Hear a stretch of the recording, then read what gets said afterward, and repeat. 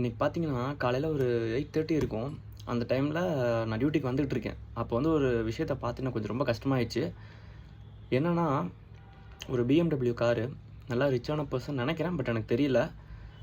Time ஆயிடுச்சுன்னு சொல்லிட்டு சாப்பாடு கூட வந்துட்டு பார்த்தீங்கன்னா, கார் ஓட்டிட்டு இருக்கும்போதே அப்படியே அந்த டிஃபன் பாக்ஸ வந்து மடியில வச்சு ஸ்பூன்ல அப்படியே ஒத்த கையில சாப்பிட்டே ஓட்டிட்டு அப்படியே போறாரு. எனக்கு ரொம்ப உண்மையாலுமே கஷ்டமா இருந்தது. ஒண்ணு நல்லா ஞாபகம் வச்சுக்கோங்க.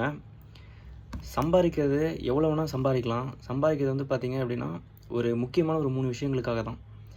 நல்ல ட்ரெஸ்ஸு, அதுக்கப்புறம் நல்ல ஆரோக்கியமான சாப்பாடு, அதுக்கப்புறம் ஒரு நல்ல இடம். அது வாடகை வீடா இருக்கலாம், சொந்த வீடா இருக்கலாம். நிம்மதியா தூங்குறதுக்கு ஒரு இடம். இந்த 3 விஷயங்களுக்கு தான். அத தாண்டியும் செலவு பண்றாங்க அப்படின்னா, அது அவங்கவங்களுடைய சம்பளத்தையும், திறமையும் பொறுத்தது. ஆனா ஒண்ணு ஞாபகம் வச்சுக்கோங்க, டைம் ஆயிருச்சு அப்படின்றதுக்காக சாப்பாட ஸ்கிப் பண்ணாதீங்க. நாளைக்கு வந்து யாரும் நமக்கு எதுவுமே தரப்போறது கிடையாது, எதுவும் பண்ண போறது கிடையாது. ஸோ டைம் கொஞ்சம் ஒரு 10 நிமிஷத்துக்கு முன்னாடியே கூட எந்திரிச்சு, நிம்மதியா சாப்பிடுங்க. ஹெல்த்த நல்லா பார்த்துக்கோங்க. உங்களுக்கு சொல்ல வேண்டியது கிடையாது. இந்த சிச்சுவேஷன், இந்த சூழல்ல யாரும் யாரையும் வந்து பார்க்க மாட்டாங்க.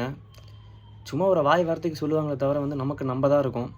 ஸோ அதனால அவங்கவங்களுடைய வாழ்க்கைய அவங்கவங்க தான் வாழணும். ஸோ அது சரியில்ல, இது சரியில்ல, அப்படி இருக்கு, இப்படி இருக்குன்னு சொல்லிட்டு உங்க லைஃப்ப நீங்க ஸ்பாயில் பண்ணிக்காதீங்க. இது கரெக்ட்டா இல்லையா அப்படிங்கிறத கமெண்ட்ல சொல்லுங்க.